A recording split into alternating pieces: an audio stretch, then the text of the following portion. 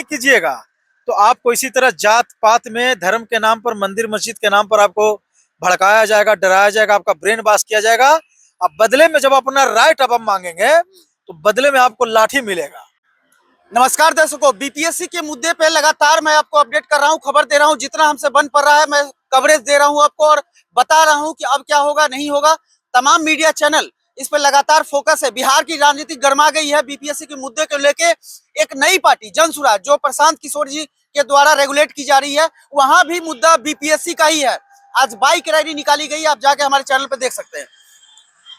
इस वक्त हम जुड़ रहे हैं बबलू सर से, बीके कात्याल इनका नाम है, पटना हाईकोर्ट के अधिवक्ता है। सर बहुत स्वागत है आपका भी बहुत बहुत। जब बीपीएससी का मुद्दा आया था तो कुछ इक्के दुक्के छात्र बैठे थे, लेकिन बाद में छात्रों की संख्या में बेतहाशा वृद्धि हुई और ये मुद्दा नेशनल स्तर का बन गया। कल राहुल गांधी जी का दौरा था बिहार में, संविधान बचाने की बात वो करते हैं, लगातार उनका दौरा था और जाने के क्रम में वो गर्दनीबाग चले जाते हैं और बीपीएससी के छात्रों के साथ बैठ जाते हैं धरना स्थल गर्दनीबाग में। पप्पू यादव भी दायर किए हैं, रिट याचिका दायर किए हैं। प्रशांत किशोर जी की तरफ से भी हाईकोर्ट में दायर किया गया है मामला। आप भी बता रहे थे कि बहुत सारे लोग अब इस पे संजीदगी के साथ अपनी बात रख रहे हैं। क्या लगता है कि ये बीपीएससी का मुद्दा, चूंकि 30 तारीख को हलफनामा की बात की गई है, सरकार और आयोग से रिपोर्ट मांगी है माननीय न्यायालय पटना हाईकोर्ट, अब आपको क्या लगता है कि न्यायालय के इस कदम के बाद 31 तारीख को जो दूसरी सुनवाई है उसमें क्या हो सकता है कि एग्जाम रुकेगा नहीं रुकेगा, क्या लगता है? क्या देखिए, फर्स्ट ऑफ ऑल आप समझिए कि जो संविधान बचाने की जो लड़ाई है ये बिल्कुल सही दिशा में लड़ाई जा रही है। और जितने भी लोग, चाहे नेता हो, चाहे कॉमन मैन हो, चाहे ब्यूरोक्रेट्स के लोग हैं, जो भी लोग इसमें जो हैं कि जो चाहते हैं कि सही में छात्रों के साथ अन्याय हुआ है और बिल्कुल भी छात्रों के साथ अन्याय हुआ है। आप समझिए चीज़ों को कि हमेशा से बिहार में या देश में इस तरह का परीक्षा में धांधली होता आ रहा है और जब धांधली होता है तो कार्रवाई किसी और पे होना चाहिए, लेकिन कार्रवाई उस पे ना होकर छात्रों पे कार्रवाई होती है, लाठीचार्ज हो जाती है, उनको अरेस्ट डिटेन किया जाता है, उनको सीवियर इंजर्ड हो जाते हैं, उन पर लाठीचार्ज होती है, उनको वाटर कैनन का इस्तेमाल होता है।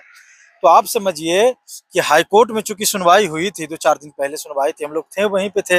अरविंद सिंह, माननीय जो जस्टिस अरविंद सिंह चंदेल जी हैं, उनके कोर्ट में था। तो आप समझ लीजिए कोर्ट ने बोला है कि ठीक है, अभी हम तो इस पर रोक नहीं लगा रहे हैं, लेकिन आप हमको जवाब दीजिए, स्पष्टीकरण दीजिए कि रियल में इसका जो है कि घोटाला हुआ है, लीक हुआ है या नहीं हुआ है, जिस सेंटर पे धांधली हुई है उसका हमको आप रिपोर्ट बताइए।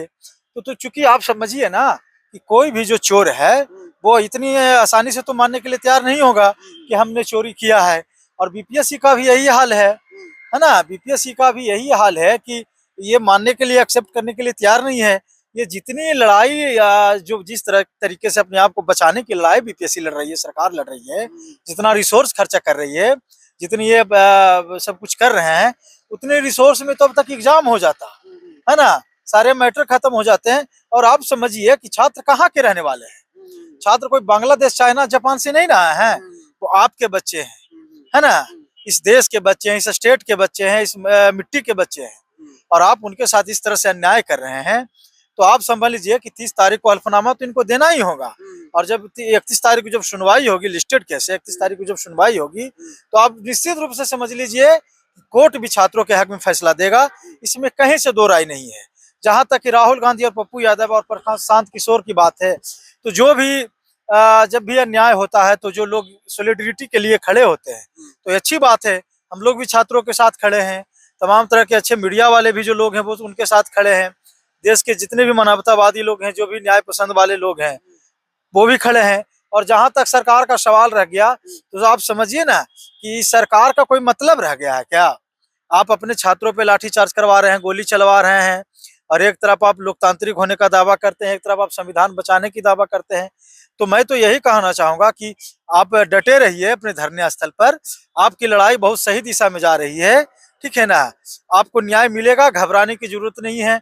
अगर हाई कोर्ट से मान लिया जाए, अगर 1% हम लोग मान के चलते हैं कि हाई कोर्ट से न्याय नहीं मिलता है, तो उसके आफ्टर दैट हम लोग सुप्रीम कोर्ट भी अप्रोच करने का काम करेंगे। सुप्रीम कोर्ट में लोग गया था, लेकिन बोला गया कि पहले हाई कोर्ट से मामला। आप देखिए, आप सुप्रीम कोर्ट में डायरेक्ट आपको जाना ही नहीं चाहिए, है ना। अथॉरिटी किस लिए बनी है ना, अथॉरिटी इसीलिए ना बनी है कि हाई कोर्ट में जब मामला हमारा यहाँ हो सकता है, एंटरटेन रीड तो यहाँ हो सकता है ना। तो जब आप हाई कोर्ट छोड़कर डायरेक्ट आप सुप्रीम कोर्ट में जाते हैं तो क्वेश्चन तो खड़ा हो जाता है ना, विथ लॉ पॉइंट पे मैं बात कर रहा हूँ, तो उन्होंने यही कहा कि नहीं, आप हम इंटरटेन करने से मना कर दिए हैं, आप हाई कोर्ट पहले जाइए, प्रॉपर अथॉरिटी के पास आपके जो जो ज्यूरिडिक्शन है, जो रूल ऑफ लॉ कहता है, हाई कोर्ट में आप रिट दायर कीजिए। अगर वहां से कुछ नहीं होता है तो फिर आफ्टर दैट हम लोग सुप्रीम कोर्ट जाने का काम करेंगे, ठीक है ना। लेकिन मुझे नहीं लगता है कि यहाँ से न्याय नहीं मिलेगा, हाई कोर्ट से ही सब कुछ क्लियर हो जाना चाहिए। और हाई कोर्ट देखिएगा इन लोग को तमाचा मारने का काम करेगा ही, ठीक है ना। तो छात्रों से मेरा यही अपील है कि आप घबराइए नहीं, आप मत घबराइए, आप डटे रहिए।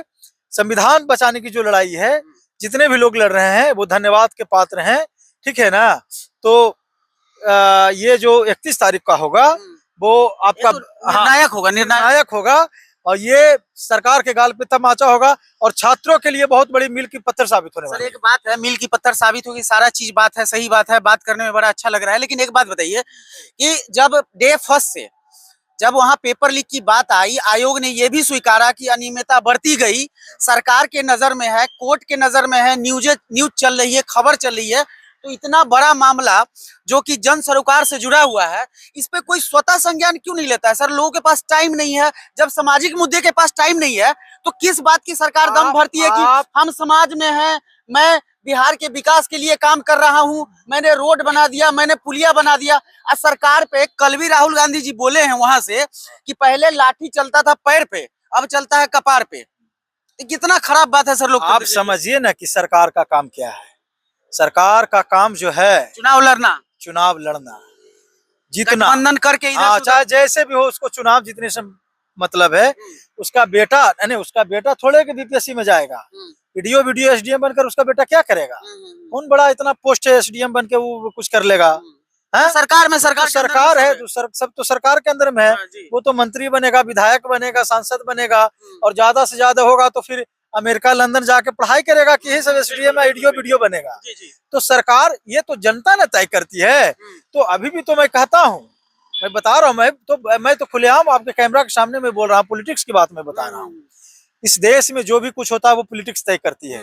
इसमें शर्माने और कोई कंफ्यूज और हेजिटेट होने वाली मैं नहीं होता हूँ, ठीक है ना। तो ये तो छात्र तय करेंगे कि चूंकि छात्र जिसके पाले में चले जाते हैं उसका सरकार बन जाता है। तो यही तो मैं कहता हूँ कि आप जब वोट देते हैं तो आप उस समय आपको तय करना चाहिए, ठीक है ना। जब आप एक ही सरकार जब आप तय नहीं कीजिएगा तो आपको इसी तरह जात पात में, धर्म के नाम पर, मंदिर मस्जिद के नाम पर आपको भड़काया जाएगा, डराया जाएगा, आपका ब्रेन वॉश किया जाएगा।